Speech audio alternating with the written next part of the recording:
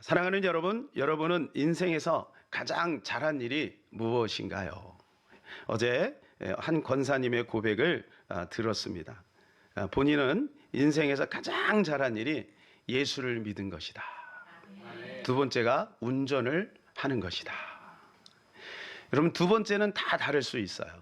그러나 우리 모두가 첫 번째는 예수를 믿는 것이 가장 잘한 일인 줄로 믿습니다. 우리가 예수를 믿는다는 것은 기적 중에 기적입니다. 기적 중에 기적입니다. 여러분, 정말 예수 믿는 사람이 이 전 세계에 얼마나 되겠습니까?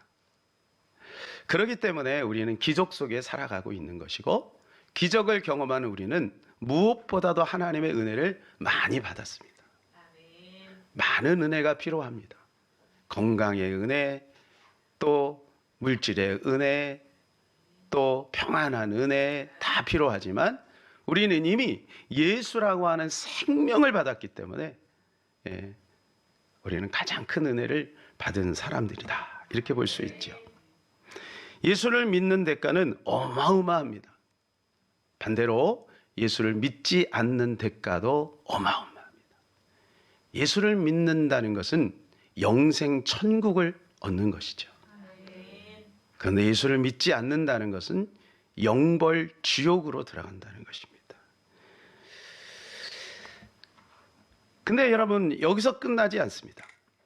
예수님은 내 인생의 명약과 같습니다.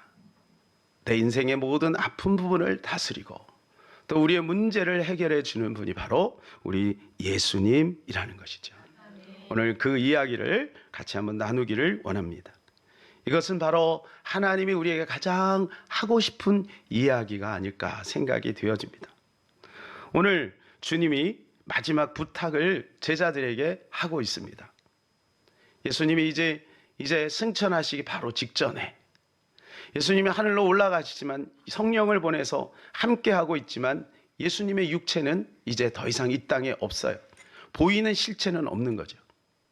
그래서 예수님 마지막으로 올라가면서 제자들에게 부탁하신 말씀이 오늘 저와 여러분이 함께 읽었던 말씀인 것입니다. 그것은 무엇일까요?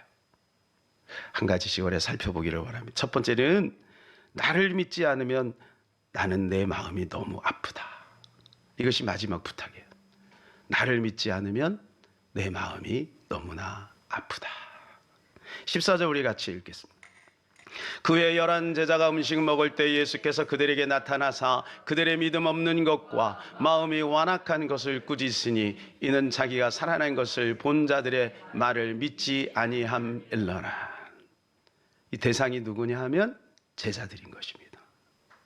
제자들 중에 아직도 믿지 못하는 사람이 있는 거예요.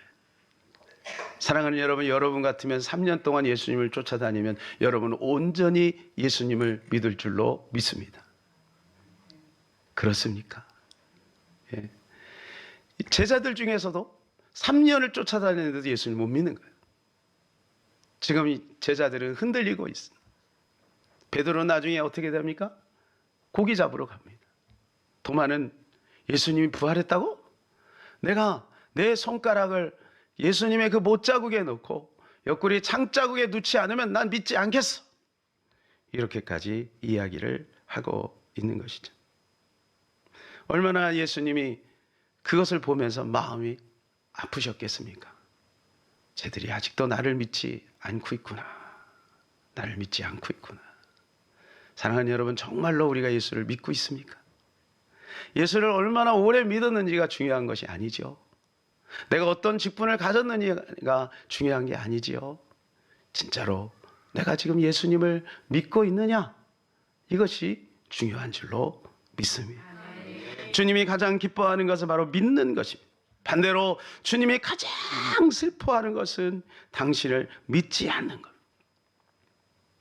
이것이 성경의 큰 외침입니다. 이게 성경의 핵심이에요. 성경을 딱 요약하면 뭐냐? 하나님을 믿으라는 거예요.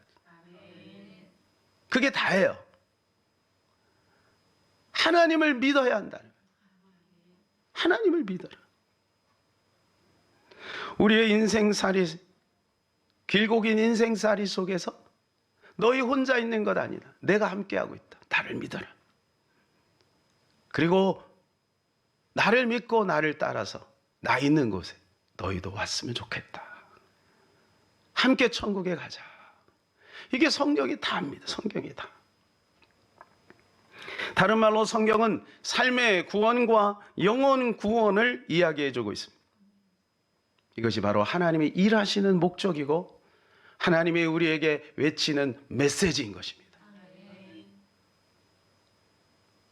예수님이 안타까워하신 것은 지금 3년이나 예수님을 따라다녔는데도 불구하고 예수님을 믿지 못하고 도마는 예수님을 의심하고 있는 겁니다. 여러분, 예수님을 의심한다는 것이 무엇일까요? 그것은 말씀을 의심한다는 겁니다. 왜냐하면 주님은 말씀을 통해 말씀하시니까. 말씀이 없다면 주님도 없는 거예요. 주님은 있는데 말씀으로 말씀하시니까. 그러니까 말씀을 통해 주님을 만나는데 말씀을 믿지 못하면 주님을 못 믿는 거예요. 그래서 말씀을 이해해야 되고 말씀을 읽어야 되고 그리고 말씀을 믿어야 하는 것이죠. 사랑하는 여러분, 우리는 이 말씀을 통해서 예수님을 만날 수 있음을 기억하시기를 바랍니다. 말씀은 말합니다. 초림 예수 그리스도가 오신다. 그대로 오셨어요. 그리고 또 말씀합니다. 내가 다시 오마. 주님 분명히 다시 옵니다. 그리고 주님은 이 땅에 살면서 나의 현재성을 인정하고 그리고 지금 나를 신뢰하고 나를 따르라. 이렇게 말씀을 해주고 있어요. 예수님을 믿는다는 것은요, 우리가 예수님을 상대할 때 너무나도 중요한 키워드인 것입니다. 예수님을 믿지 않고는 예수님하고 무관한 삶을 살게 되는 거예요. 예수님이 고향에서도 복음을 전했어요. 복음을 전하는 것이 당신을 증거한 거죠. 그러니 고향에 있는 사람들이 예수님을 안 믿어요.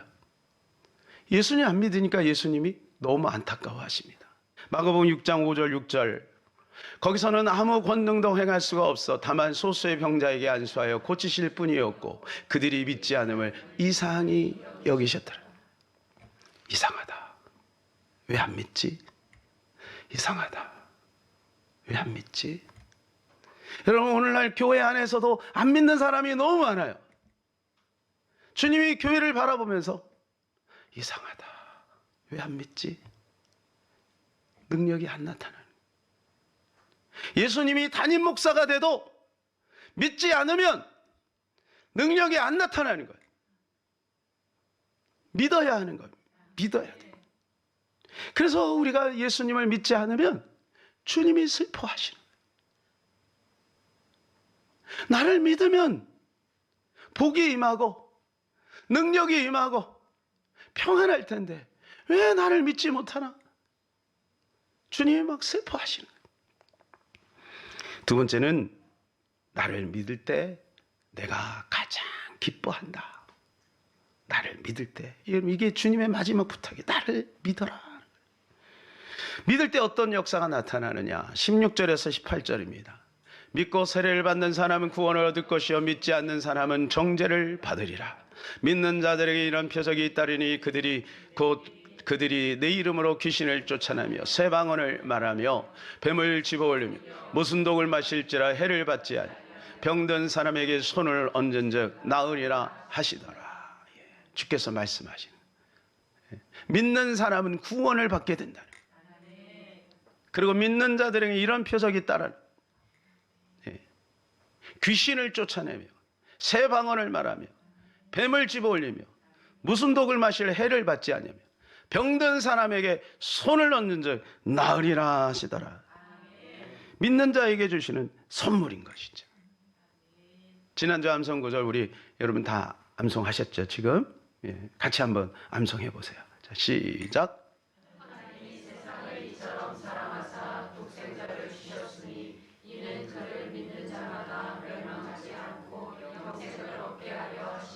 잘하셨습니다. 요한복음 3장 16절 잘하셨습니다. 여러분 거기에서 보면 핵심이 뭐냐 하면 내가 독생자를 주셨다는 거예요. 주셨다. 누구를요? 주님을 주셨다는 거예요. 가장 사랑하는 내 아들 독생자를 너희에게 주었다는 거예요. 여러분, 우리는요 그 독생자 예수 그리스도를 받은 자입니다. 그래서 우리가 독생자를 주셨다라고 하는 것을 잘 이해해야 합니다. 그것은 믿으면 구원을 받고 영생을 얻는다, 그런 뜻도 있지만 우리의 삶 속의 모든 분야에 있어서 예수 그리스도를 대입하며 살라는 거예요. 죽어서 가는 영생과 이 땅의 현재성을 이혼화시키면 안 되는 거죠. 이 땅의 삶과 영생은 연결되어 있어요. 그래서 믿는 자의 행위를 따라서 상벌이 나눠지는 거예요. 상급이 임하게 되는 거예요. 다 달라요. 믿는 게 다 달라요. 여러분, 저 아프리카 가서 먹지도 못하고 막 순교의 그 위기 속에서도 복음을 전했던 그런 사람들과 이 서울 한복판에서 그냥 편안하게 신앙생활하는, 물론 나름대로 어려움도 있겠지만 같겠습니까? 다르지요. 그러니까 우리 이 땅에 어떻게 살아갈 것인가 결정해야 되겠죠.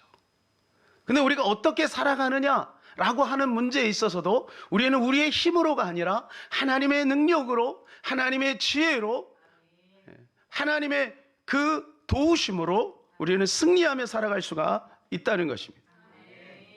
만약 시골의 어머니에게 아주 성능 좋은 에어컨을 선물로 줬어요. 날씨가 막 엄청 더운 거예요. 막 35도, 38도. 그런데 방에 앉아갖고, 아이고 더워라. 왜 이렇게 더워, 날씨가 하면서 부채질을 막 하고 있으면 자녀가 얼마나 마음이 안타까우시겠어요. 그런 사람이 있어요, 없어요? 예? 여러분, 예수라고 하는 가치를 우리에게 주셨는데 이 세상에 비가 막 내리는 거예요. 오염된 비가 막 내리는 거예요. 근데 어이구, 비가 오네? 예. 예수님이 옆에 있는데 막 걱정만 하는 거예요. 어떡하지? 왜 이래? 하면서 원망만 하고 있는 거예요. 하나님이 독생자를 주셨어요. 시골 할머니니까 이 에어컨 작동을 못하는 거지. 그러니까 작동법을 알아야 되죠.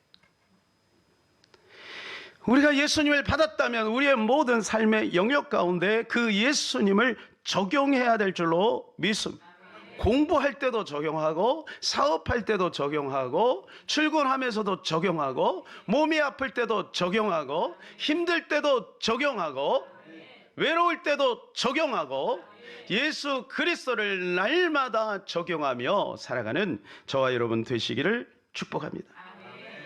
아일랜드에 한 청년이 있었습니다. 이 청년이 이제 약혼을 하고 이제 몇 달이면 결혼을 해야 되는데 이 약혼녀가 어떻게 잘못해갖고 물에 빠져서 익사를 해버렸어요.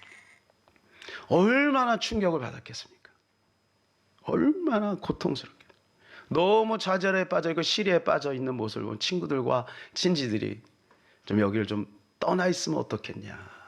그래서 그 아일랜드가 땅이 좁거든요.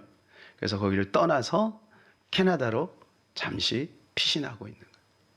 캐나다에 이제 있는데 전화 한 통화를 받았어요. 어머니가 중병에 걸려서 오늘 내일 한다는 거예요. 그냥 그렇지 않아도 약혼녀 때문에 너무 충격을 받았는데 어머니까지 그러니까 얼마나 힘들겠어요. 세상의 모든 불행이 한꺼번에 자기를 향하여 쓰나미처럼 몰려오는 것 같을 거예요. 이 청년이 힘없이 하나님 앞에 무릎을 꿇었어요. 그러면 흐느끼면서 하나님 앞에 막 웁니다. 예수님, 어머니의 병을 고쳐주세요. 응답해 주세요. 평생을 하나님의 영광을 위해 살겠습니다. 이렇게 결단하면서 하나님 앞에 막 기도하는데 하나님이 위로부터 평안을 주는 거예요. 막 평안을 줘요. 자기도 모르게 찬송이 나오는 거예요. 시험 걱정 모든 괴로움 없는 사람 누군가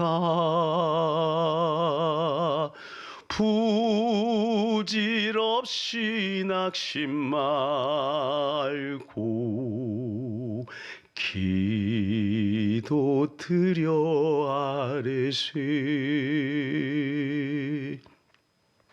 이 찬양이 막 가슴에서 울려 퍼지는 거예요. 그래서 이걸 곡을 붙여가지고 이제 만들었어요. 그것이 찬송가 487장입니다. 그러고 나서 어머니에게 전화를 드렸는데 세상에 어머니가 거짓말처럼 완치가 된 거예요. 할렐루야. 이럴 때는 하나님께 영광의 박수를 올리는 겁니다. 이 청년이 바로 누구냐면 조지프 스크리븐입니다. 사진을 보여주시면 이분이 이 찬송을 쓰신 분이에요. 찬송을 쓰신 분이에요. 사랑하는 여러분, 예수님을 적용하면 기적이 나타날 줄로 믿습니다. 기적이 나타나는 겁니다. 이번 주에 우리 견나름 집사님이 이제 순산을 했잖아요. 병원에 이제 들어갔다는 이야기를 듣고 제가 전화를 했어요. 그랬더니 하는 말이 예, 지금 진통이 조금 오고 있는 것 같아요. 의사가 하는 말이 한 10시간은 고생할 수 있다고 얘기했어요. 그러더라고요. 야, 뭐 왜 의사 말을 들어? 하나님이 하시면은 금방 나. 기도하자. 하나님, 10시간 고생할 필요가 뭐가 있습니까? 하나님의 자녀인데 빨리 낳게 하여 주시고 순산하게 하여 주시옵소서. 아멘 하고 끊었어요. 근데 그 다음날 아침에 엄마한테 전화를 했대. 이영승은 엄마 나 들어가. 그럼 아유 고생하겠구나. 엄마 생각했겠죠. 근데 좀 이따 전화가 왔대. 엄마 나 났어. 의사가 이런 처자는 처음 봤대. 들어가자마자 그냥 난 거야. 하는 말이 뭐냐, 나 이제 둘째도 가질 것 같대요. 너무 쉽게 나니까. 여러분 여기 계시지만 우리 이순애 권사님 어디가 아프면 항상 예배 끝나고 나서 기도를 받아요. 그러니까 저는 그게 진심이 느껴지는 거예요. 이번에도 몸이 좀 불편하셔가 병원에 갔더니 개복을 해야 된다는 거예요. 개복을. 하나님 개복하지 않고 하나님 간단히 해결되게 하여 주시옵소서. 개복 안 해도 된대요. 할렐루야. 예수님의 이름은 능력인 줄로 믿습니다. 예수님의 이름으로 기도하면요 우리의 문제가 해결돼요. 우리의 마음에 의심이 들어와도 예수님을 적용하시기를 축복합니다. 여러분 불 켜면서 의심해도 불은 들어와. 스위치 누를 때 의심할 수도 있잖아요, 그죠? 그래도 불은 들어와. 아브라함은 의심이 전혀 없었을까요? 아니에요. 아브라함도 의심이, 다윗도 의심이 있고 의심이 계속 생겨요. 우리 인간은요 죄성이 때문에 의심이 계속 생겨요. 그러나 우리가 예수님의 이름을 적용하는 순간 우리 마음에 의심이 떠나가고 어둠이 떠나가고 하나님의 역사가 나타나게 될 줄로 믿습니다. 세 번째입니다. 그래서 우리는 주님을 증거해야 하는 것입니다. 왜 주님을 증거해야 될까요? 이 좋은 예수 함께 나누라고. 14절 우리가 첫 번째 대지에서 나눴죠. 그리고 16절에서 18절까지 두 번째 대지에서 나눴습니다. 그러면 14절과 16절에 18절 그 사이에는 몇 절이 있습니까? 어려워요? 아니 뭐 어려워. 14절하고 16절 18절 그 사이에는 몇 절이 있어요? 15절이 있잖아요. 그 사이에 15절을 주님이 강조하고 있는 거예요. 오늘 15절 같이 한번 읽어볼까요? 또 이르시되 너희는 온 천하에 다니며 만민에게 복음을 전파하라. 믿지 않는 사람들 보면서 안타까워하면서 그리고 믿는 자에게 이러한 어마어마한 권세가 나타나는데 그 사이에 예수 그리스도를 전파하라는 거죠. 그러니까 예수 믿는 사람, 예수 먼저 믿은 사람이 복음을 증거할 때 그들도 예수 믿음의 그 놀라운 축복을 누리게 된다는 것입니다. 전하지 않는데 누가 드리리요? 하나님이 다 알아서 하면 얼마나 좋겠어요? 그죠? 하나님이 다 알아서 할 수 있는 하나님 능력이 많은데, 그런데 전도의 미련한 것을 통해서 하나님은 우리에게 우리의 전도를 통해 영광 받기를 원하신다는 거예요. 그래서 우리가 복음을 증거해야 되는 것입니다. 이 세상에 있는 모든 사람은 결코 예수님 없이는 살아갈 수 있는 사람이 없어요. 우리도 마찬가지입니다. 예수님 없이 살아갈 수 있는 사람은 이 땅에 아무도 없어요. 살아갈 수는 있겠죠. 잘 먹고 잘 살고 멋있게 살아갈 수 있겠죠. 뭐 이건희처럼, 황태자처럼 살아갈 수 있겠죠. 그러나 죄송하지만 그분은 어디에 있을까요, 지금? 어디에 있을까요? 무엇이 지혜로운 것일까요? 무엇이 그들에게 정말 필요한 것일까요? 그들에게 정말로 우리가 줄 수 있는 사랑이 무엇일까요? 그것은 바로 복음인 것입니다. 복음인 것입니다. 그들은 모두 주가 필요해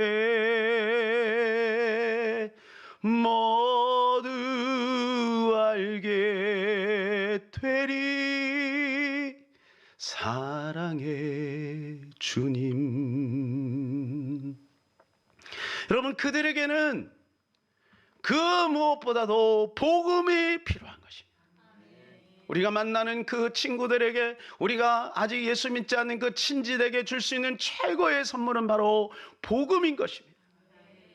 그래서 우리는 이 복음을 증거해야 되는 것입니다. 어느 시골 마을에 이 전도에 열정이 있는 한 목사님이 부임을 하셨어요. 그럼 마을이 적잖아요. 근데 이 적은 마을에 모든 동리의 사람들의 이름 명단을 다 적었어요. 그러면서 한 사람 한 사람에게 제시합니다. 여러분은 누구를 전도하시겠습니까? 그러면 장로님부터 해서 모든 사람들이 이제 다 이렇게 전도자들, 내가 전도 대상자들을 거기다가 다 적으면, 예, 저는 아무개 어떤 엄마를 전도하겠습니다. 나는 누구 할머니를 전도하겠습니다. 나는 누구를 전도하겠다. 다 근데 한 사람이 빠졌어요. 한 사람. 이게 윤 할아버지, 윤 할아버지. 예. 여기 뭐 우리 윤 집사님 계시지만은 윤 할아버지. 윤 할아버지는 너무너무 완고한 거예요. 그 윤 할아버지는 또 너무 무서워요. 그러니까 사람들이 얼씬도 못해. 그러니까 이 할아버지는 누가 전도하지? 다들 걱정하고 있는데 상수라고 하는 초등학교 학생이 자기 손을 탁 드는 거예요.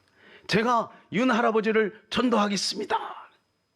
야, 네가 윤 할아버지를 전도하겠다고? 예, 제가 윤 할아버지를 전도하겠습니다. 그런 거예요. 이야, 대단한 용기죠? 상수는 그 다음부터 전도합니다. 학교 가기 전에 담장 너머로, 할아버지 예수님 믿으세요. 근데 아니, 이놈의 자식이 누굴 놀리고 있어. 그 다음 날도 할아버지 예수님 믿으세요. 그러니까 아니, 그냥 할아버지가 못 쫓아가잖아요. 근데 얼른 도망가고 그런 거예요. 이 할아버지 약이 바짝 올라갔어요.